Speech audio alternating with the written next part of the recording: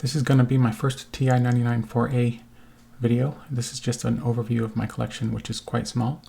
Thanks to What a Quinkydink on Atari Age in the forums for getting me up and running with my system. He basically just inspired me to set it up. It's been in a box for the last year or two after I got it. So the first thing in this video I'm going to do is take down my Amiga CD32, which is what I've been using recently. I'm going to show my Atari-to-TI joystick adapter, which I use with an Atari 7800 joystick. Then I'm going to show 7 TI related books. I'm going to hook up my TI using my RF modulator. Then I'm going to hook it up using my composite cable, which gives a much better picture. Finally, I'm going to type in a few simple basic statements, and then I'm going to play Munchman just to get a handle on the system. This is some beginning for a TI-99 4A video. I'm going to be trying to hook that up tonight. I've got a couple hours before I'm going to try to hit the sack and go to sleep. And I've been making some videos for a friend of mine who lives on the East Coast, and these have been about the Amiga. And the last one I made a few nights ago was about the CD32, which is a console. I had planned to actually hook up my TI-99 and hook it up to this Amiga system, which is a nice monitor, but then I realized I don't really need to do that. I have a pretty good little flat screen CRT monitor that I bought for like 30 bucks on Craigslist just recently, and I'm going to use that one instead. I actually have been looking for that monitor for a few years now, and because I bought one originally, I don't know, quite a few years, 15 years ago or so. But I want to take this out of here and replace it with a TI-99. I'm going to get rid of this. I'm going to, on top of this, I'm going to put my CRT. I'm going to get rid of all that stuff. Who needs to have Amiga stuff? I've got to put this together, try to put it in some sort of order, or maybe to save time I won't. But the next thing you should see on the screen is going to be a TI-99. And for all you people out there who are, not new to the scene, I had a TI-99 before, but let me know what the correct term that people use. You can't possibly always say something like the Texas Instruments TI-99/4A or something like that. And if you do, please shorten it for me, because I am too lazy to say all that at one time. I finished taking down the Amiga CD32 and the Amiga monitor, which was I was originally planning to hook up to this Texas Instruments computer, but I'm not going to do that anymore. So I've been digging around, and I took out of my rather small compared to what I had in the 90s and early 2000s vintage computer collection, but I still got some weird, interesting things in it. Mostly I'm into the Ataris and a system most people haven't heard of called the Bally Arcade Astrocade, especially the Bally Arcade, because I have a website called Bally Alley dedicated to that. But I wanted to show my small, meager collection of what I plan to play around with for the TI. Here we have 6 books. Most of these, in fact all of these except for one, are about the TI-99 4A. This one, which is called How to Build Your Own Working 16-Bit Microcomputer by Ken Tracton, is actually about building your microcomputer from parts. This would have, I think it came out in about 1979, something like that, maybe 78. But it basically, when you're done, you have a very, very meager, simple computer that you've built from just component parts that uses the same CPU that's inside the TI-99. So it's a pretty neat little book. I don't have the experience to build something like that, but I collect those books. I have probably about 12 of them, and they are all from the 1970s that explain how to build a computer from component parts. So in my collection here, I just have one cartridge. I don't even have the extended basic cartridge, which is a shame. I have Munchman, which I forgot I had. I have the TV modulator, which somewhere I think in my collection of crap I have a way to hook this up to my monitor that I'm going to use, well, my TV. I have an Atari-2600 to TI-99 adapter. I have an unopened TI cassette cable, which I'm going to open so that I can try to use it. It's in pretty sorry shape, but as long as the electronics work, I guess there's no electronics in here, as long as the cable works, I'll be good. And of course, here we have the TI-99. Alright, so I'm going to do a close-up of a couple of these items. People who are into the TI-99 who I'm actually going to aim this to a little bit, because I'm figuring who else is going to watch this. I shouldn't say that lightly. There's probably a TI-99 user network out on there, and I'm just not aware of it. I know I have run across some sites. I used to have quite a big, large TI-99 collection in the 1990s. I sold in around 99, but I got it just because I used to buy everything that was available at stores back in the, like Goodwill stores and stuff like that, and thrift stores. I mean, these things were, I was going to say practically given away, but literally they were given away. I mean, I used to get large collections of things given to me in the early 90s, including Texas Instruments and other computers, that if I'd held on to them, they would be quite valuable now. But at the time, I just got them and played around with them a bit, like the TI-99, and I never had working joysticks that worked quite right for this system, and I had a lot of joysticks for the system. Anyway, I'm getting off the subject. I want to just basically, what my plan for tonight is just to get this thing up and running. In my next video, I would like to actually have it loading up a basic program, which would be pretty neat, even if it's just a TI basic program, which is fine. I'm not looking for anything extravagant. I just want to get it to work. I'm expecting there's going to be a WAV file I can load, but I don't know for sure. I made a posting on the Atari Age forums in the TI section, and I actually already got some feedback, so thank you to everyone out there who's listening and posted there. I appreciate it very much. All right, let's see what I have here close up.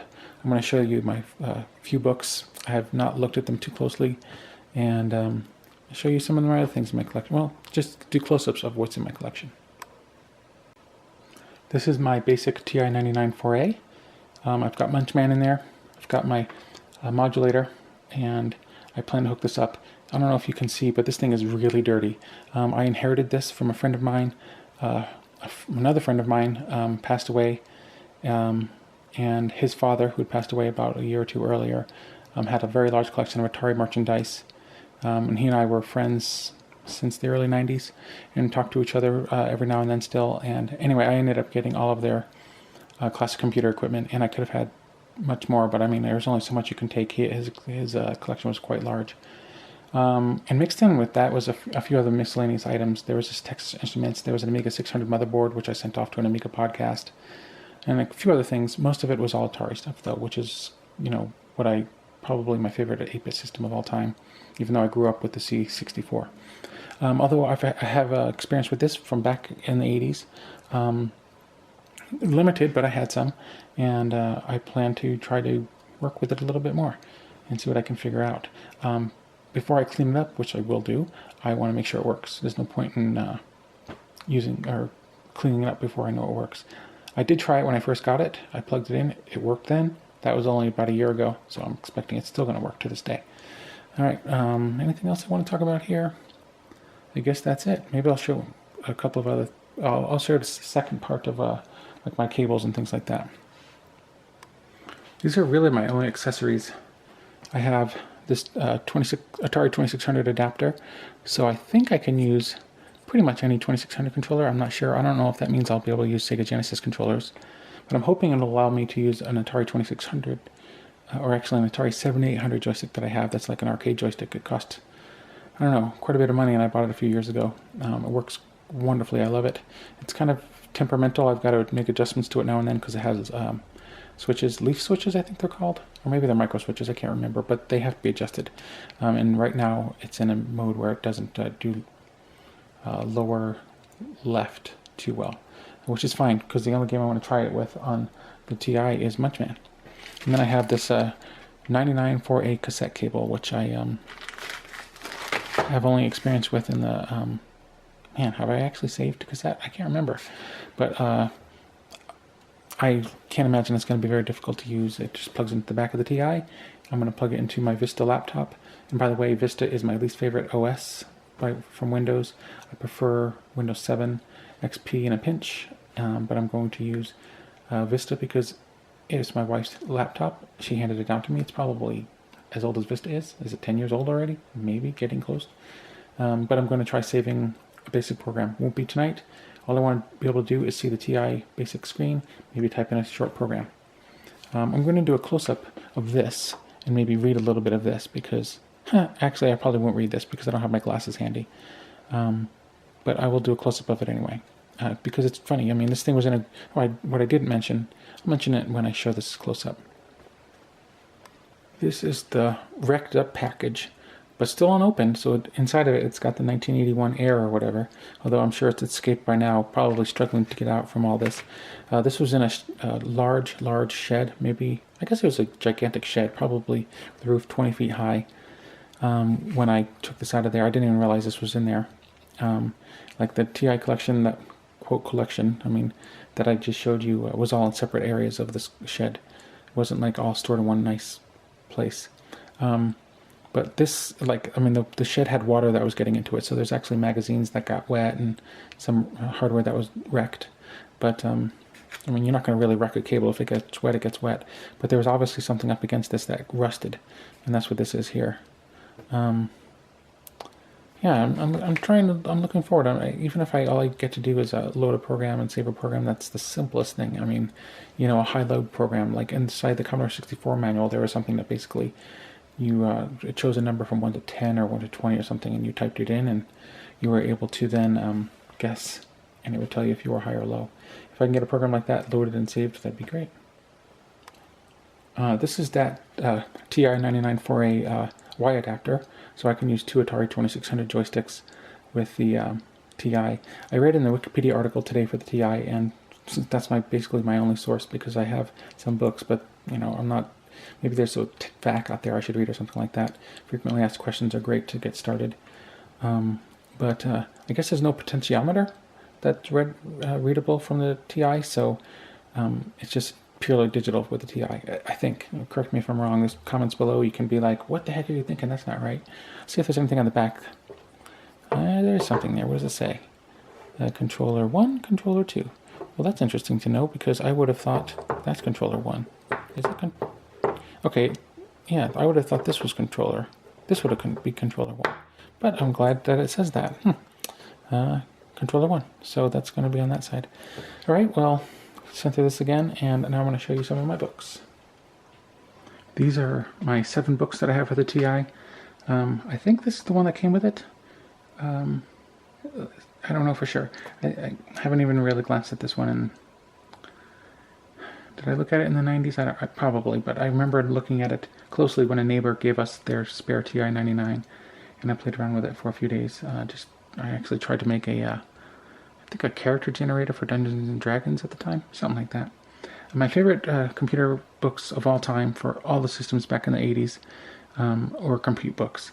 They were my favorite then. They're probably my favorite now, even though they're not always the best. Sometimes they're just compilations of what was in the compute books or compute magazines. And by the way, somewhere in my Atari collection I do have some compute magazines, and I might try to dig those out, but it's not too important right now.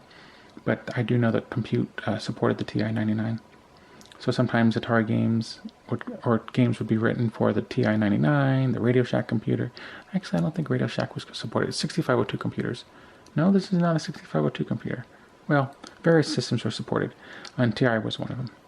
So there's this one. It's got some games in it, not too many. This one's only games. All of these were bought, except for this one in the end, were bought for, I think, 1 penny. I think when I was collecting books, you know, back when you could get a lot of books for basically free on Amazon, it was a penny plus $3.99 shipping. So, you know, penny plus, you know, so really it was $4 a piece. So, you know, 4, 8, 12, 16, etc. This one in the end, this is the one that I was talking about. I'll try to lean in here and grab it. This is the one that talks about how to create your own 16-bit computer. I'm going to flip through it just a bit. Probably too much, you can't see too much about it. But I'm going to show the table of contents for a few of these, just for the heck of it. So this is the book that I believe came with the TI-99. If this isn't the right one, let me know below. I'm just curious. So this is probably a little simple for me, but considering that this is not based on Microsoft Basic, I know it's got quite a few differences. TI Basic is simple and only allows one, well, not one statement per line, but you can't have a semicolon or a colon, depending on your language, to separate statements. So it's much simpler. And this one is obviously was used because at some point someone did some highlighting in it. Let's see if I can't find some of that. Well, I know there's some highlighting in here somewhere, but I don't see it off the top of my head. So here's the table of contents. Let's take a closer look at that. From my brief reading about the TI-99, TI Basic and not Extended Basic, oh, there's the highlighting I was talking about. It doesn't support the high-res modes or something like that. Let's see, I think it just supports some of the very basic stuff. So let's see what we've got. Chapter 1, immediate mode, obvious. Simple programming. So there are some sound commands you can use, so that's nice. More programming power. fun and simulations, randomized. Let's see if there's a high-low program. No, but there's a dice program. Maybe I'll type that one in. Color up, so that'd be nice. A couple of games in music and computer graphics. Something I'd like to see on here is video art. If you look at my channel and look at some of my Ballet Arcade programs, they're very simple. In fact, the Ballet Arcade has lower resolution than this system does. But I'd like to see some video art and see what can be done with this. Alright, that's about it. I'm going to look at a couple of the other books, and then I'm going to jump in and try to get my system up and running. These are the 3 books I decided to focus on for this short video. The first book of TI-99 games. I'm guessing it says TI under there. You know, I bought these used and it came with a sticker for AAA on there, whatever. The Programmer's Reference Guide to the TI-99, which I don't know if that covers TI Basic or if it covers Extended Basic. Maybe it covers both. And 33 programs for the TI-99. This is a very slim volume, so the programs must be short. Let's see what the back of the first books of TI-99 says. C. Regina, the author of Compute's Programming Reference Guide to the TI-99, that's this, and the TI columnist for Compute magazine, has assembled 14 never-before-published games, plus 16 of the best games from Compute, complete and ready to type into your TI-99. Since you can follow the complete basic listings, you can, for yourself, see how programmers create games. Also, several chapters are devoted to helping to learn to program your own games. So it's got a game here called Super Chase, Joystick Drawing, Mystery Spell, and Mosaic Puzzle. I'm not going to be trying Mosaic or Mystery Spell. What I will not be doing also is not typing in these anymore. I've done my fair share of typing in programs over the last few decades, and in the 80s, and of course in particular. So next C, we have Programmer's Reference Guide, and let's see what it says about that. The front says, clear explanations of basic TI-4A programming, plus dozens of programs you can type in and run. Let's see what the back says. And I don't know if this one concentrates any on machine language. I'm guessing it might. In fact, now that I think about it, I don't have any books on machine language programming for the system. Not that I would delve into that anyway, but it's interesting to note that I don't. A teaching book, a reference guide. C. Regina, Compute Magazine's columnist for the TI home computer, knows how it feels to be a beginner, trying to figure out how to make a new computer do all the things it can do. Yet, she also knows how to write programs that make the most of every feature of the TI. If anyone can point me to something, maybe not an article, but an interview with this person from recent years, that'd be nice. It's 2020 right now, so recent years to me, since I'm getting to be older, would be in the last, say, 15 to 20 years.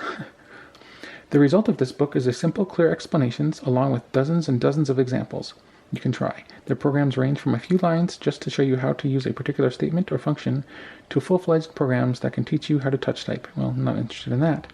As you read this book, trying out the example programs as you go, you'll discover many programming ideas and skills. And while you're working on those new ideas, you can refer back to the pages again and again. Okay, great. And I'm going to switch spaces over here with this book so I can actually read the back of this one. All right. So this is the back, again, of 33 programs for the TI.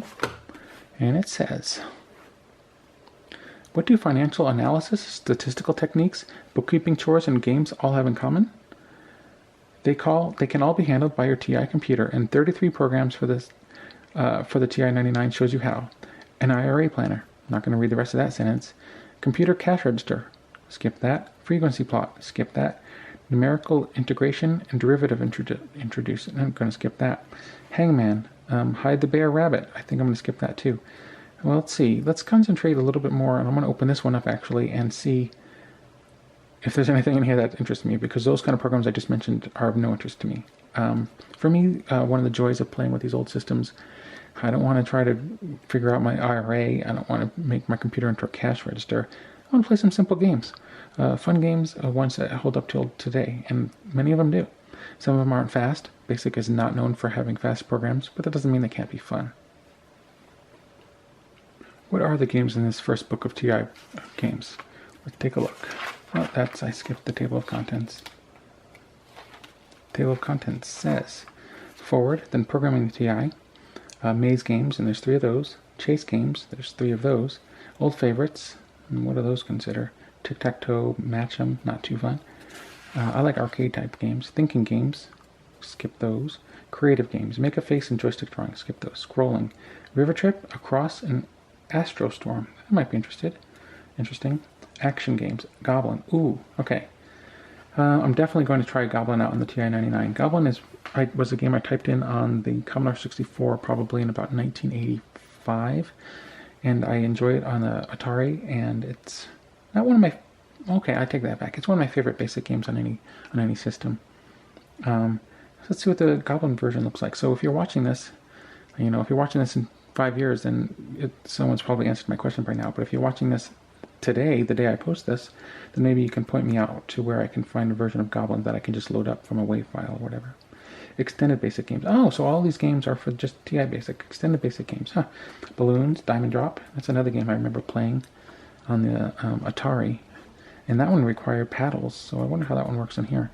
These games are games I'm not going to be able to try. I don't have extended basic, but Trap Shoot, Rocket Duel, Mystery Spell, and Devastator. All right, that sounds like some fun stuff. Some tips here on the arrow keys, typing in games, and debugging.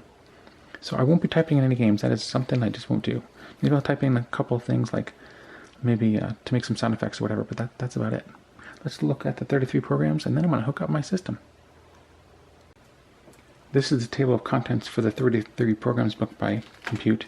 And this is the cover again. And this is the table of contents. I'm pretty sure there's nothing in here that's going to be too interesting to me. This is copyright 1984. The first chapter is called Money Management. Not going to use it. Second chapter is Basics for Business. Skip. Chapter 3 has 4 games. They're called Brer Rabbit, Rings and Poles, Matches, and Vanilla Cookie. None of those sound interesting to me. So I'm going to skip the rest. And if any of you have actually ever used any of the programs in this book, let me know. There's so many different people in the community of classic computers that there are people who are probably looking at this and saying, you're a jerk. I actually used to use treasury bill yields on a daily basis back in 1984. You shouldn't just put it down. It was a very useful program for me. And if you're that person, let me know. If you're also the person that used the multiple linear regression analysis program, I'd like to hear about that too. It's not just games that I'm interested in, but it's games that I prefer to use. But the whole history of computing in general is neat to me, which is why I am making this video. Let's be honest, I couldn't help myself.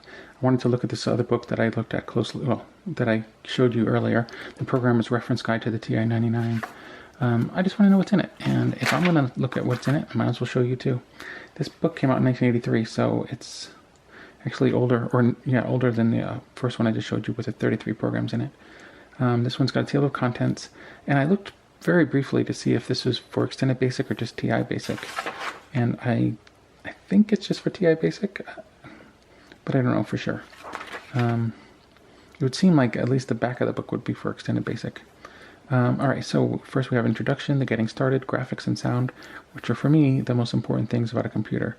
I find, especially look at this. Oh, Susanna, we wish you a Merry Christmas. It's probably mono sound. I don't know, are there more than one voice in the TI? Let me know. I just don't know. Put it in the comments below.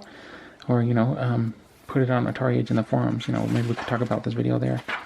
But you've got graphics and sound. We've got going somewhere, which is probably talking about go subs or go tos or something like that. Built-in functions, electrical engineering circuit design. Wow, I don't remember anything like that being talked about for the C64 in any of its compute books. Programming techniques. We've got anything, bubble sorts, simple stuff here. A dozen more programs. Division, multiplying fractions, typing drill, car cost comparison. So it doesn't appear to be any games in here, but this might be useful to me. But I don't plan to be doing a lot of programming in here. What I plan to use it for is to try to play some games. Basic games at first, because basic is what I have. And someone suggested to me from the Atari Age that maybe I might want to try picking up at something called the Final Grom, which I think is basically a multi-card or something like that lets you use an SD card or something like that to load up programs that were originally released on cartridges. And don't get me wrong, I used to have many cartridges for the system, 50 probably. What are they called? Command modules. But most of them, except for the Atari soft programs, not too many of them were great. I did particularly like some classics that are talked about even to this day, like Parsec and Munchman. There was one, Tombstone City, others that I enjoyed quite a bit. But I mean, most of the programs that I had on cartridge were actually educational programs, and they were very simple. And the reason for that, I think, was because they were written originally for the TI-99 4, which I think had less memory, like 4K of memory. I mean, I've only read a little bit about this system recently anyway. I've forgotten much of the stuff I knew before. All right, let me show you my system again, and then I'm going to show you the TV, and then we'll get this sucker up and running, hopefully, anyway. I'm getting closer and closer to having a computer system, or at least that's what it looks like to me. I've set up my TI in front of a TV at least. This is an NTSC TV. It is really nice. It's got a great picture. It's basically equivalent to kind of a Sony Trinitron. It takes component inputs, composite inputs, 2 of them, SVGA, RF. I think that's all of them. Quite a few. Here we're going to be going with RF. I said I'm going to be using the TV modulator, unfortunately, at least for now, because I want to see if that works. So I've got to dig around here, in this garage, see what I can find. I need to be able to find the adapter so that I can plug it into an F-style plug, which is what an RF cable looks like. I need an older TV to be able to use something like this, and I guess in the early 1980s, and even into the 90s maybe, this was a simple way to hook up to VHF, but not anymore, not anymore. So it looks pretty nice. But who knows if it's actually going to work. There's a bug flying around here. If you happen to see a bug land on the lens, that's something that's an extra just for the people watching this video. All right, hopefully next I'm going to find that plug that I can put into this adapter. Step 1 has been successful. I've managed to connect this F-plug adapter to the VHF connectors on this TV modulator. So basically when it's in this position, I would be able to get, if I had an antenna hooked up to this and we were still living in the analog days, I would be able to use this to pick up analog channels if I had an antenna plugged in here, and then when I would go here, now I can be talking to the Texas Instruments computer. And that is that. Or maybe it's the opposite. Either way, I will find out when I'm using it. I have a quick story. I'm always full of stories because I've been in this hobby for a long time. And when I say the hobby, the classic computing hobby. I live in New Mexico, in the largest city in the state, Albuquerque. And that's in the southwest region of the United States for people who are overseas. And there was a store that I used to go to on a semi-regular basis, and it was called Electronics Surplus.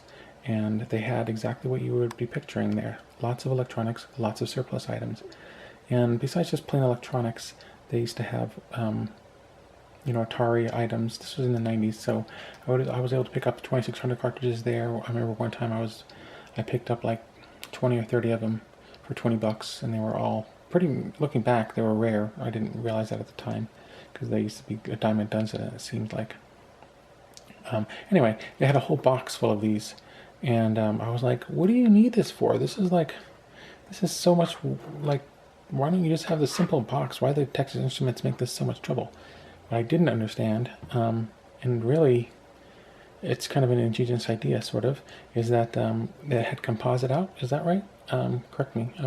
I don't know too much about the TI computers, and here I am making a video about it. Why am I doing this? It's fun. But this is the modulator, so it was more than just a TV switch box. So I'm thinking, I wonder what would happen if I plug this into something that had a similar setup. Does anything else have the same exact output as a TI? I don't know. But now I'm going to hook this up to my TI and see what happens. Wish me luck. I know I'm going to get some kind of picture. I don't know how good it's going to be. In fact, if I only had this, then I would probably want to take this off and desolder it and solder it again, because this connection seems a little iffy. I mean, it's connected, but it's not great. It's time to turn the system on. Now, this is not the first time I've done this.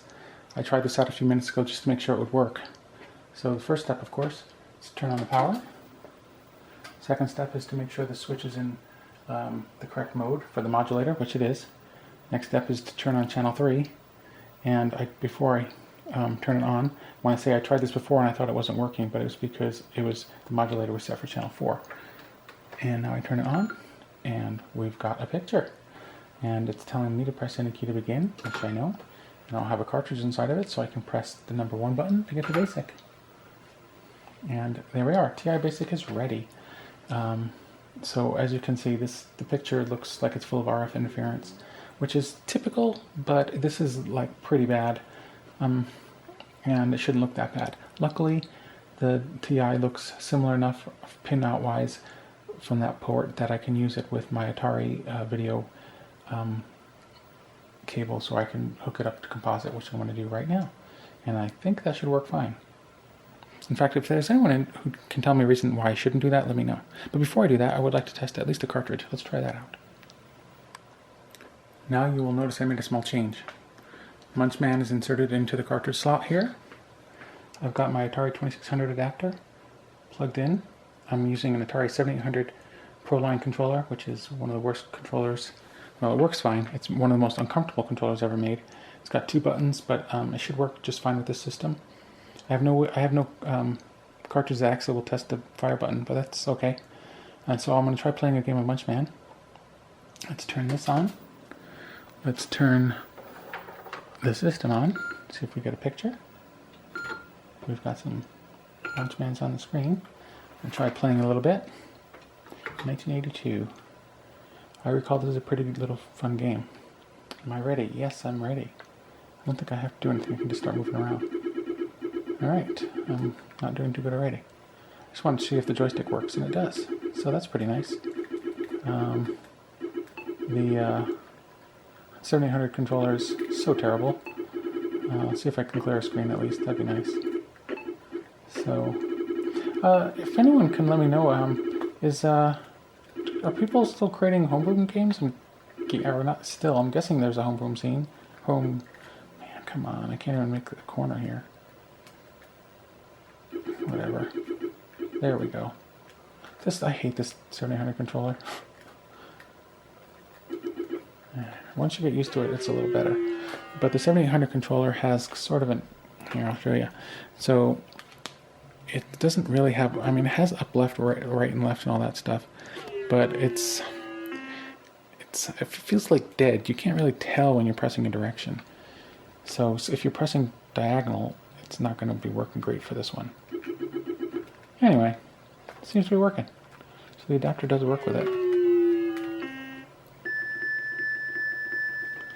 Alright, I'm going to try plugging in my Composite and see how that works out. This is still the TI-99 hooked up via the RF connection. It looks okay. I tried typing in a couple of things and I totally forgot how to type in BASIC on this computer.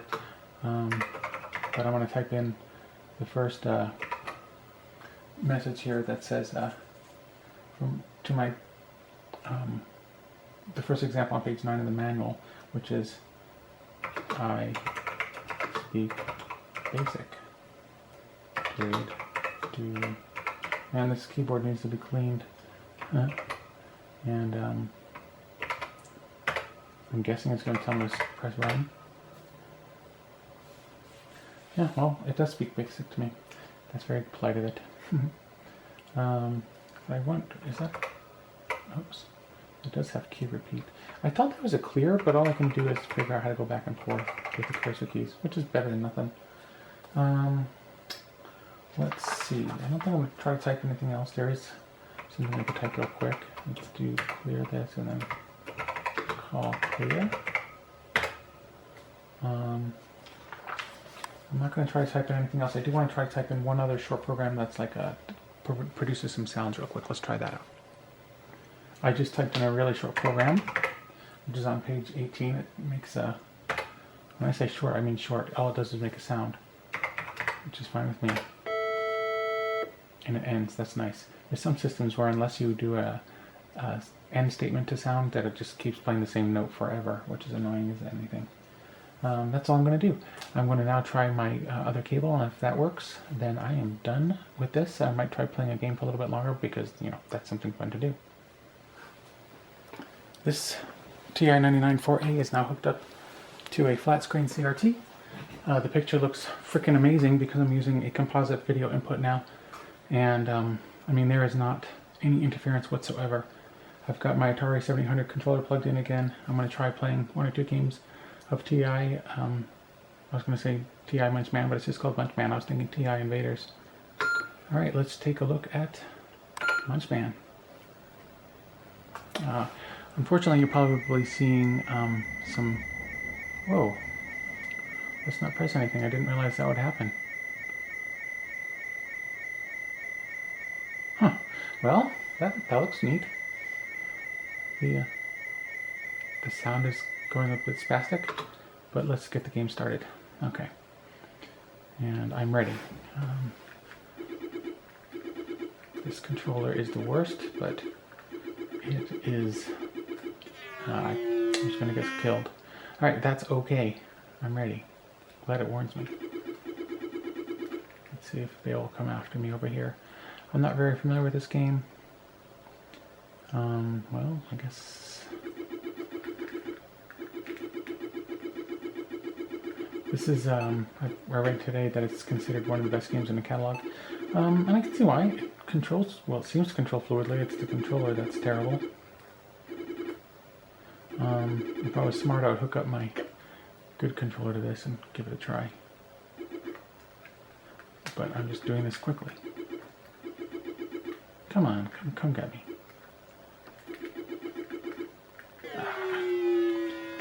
Man. So I've got a buddy named Chris who lives local to me, and he, I was going to say he is a better game player than me, but let's just put it this way. He thinks he's a better game player than me. Press redo or back. Let's do redo. That makes it handy. I was playing this with him actually recently.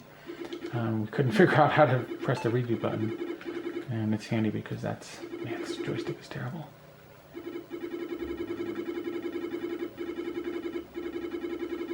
And down, and over.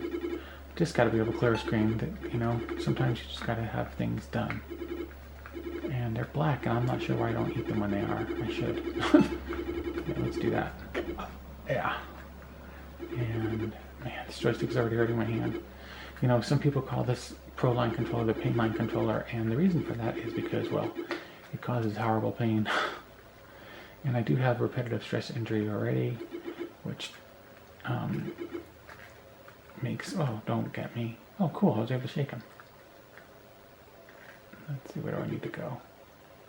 So, one game that might look pretty neat, I don't think it exists on this system, but I'm ready. I think I just have to clear one little area left. That's it. I cleared the screen. I think that's as good a place as any to end. So, actually, why end there when I can shut you off, turn you on, get into basic. What haven't I done yet? I haven't gotten to TI Basic and done, you know, the hello world. In this case, I'm going to say 10 print. Thanks for watching.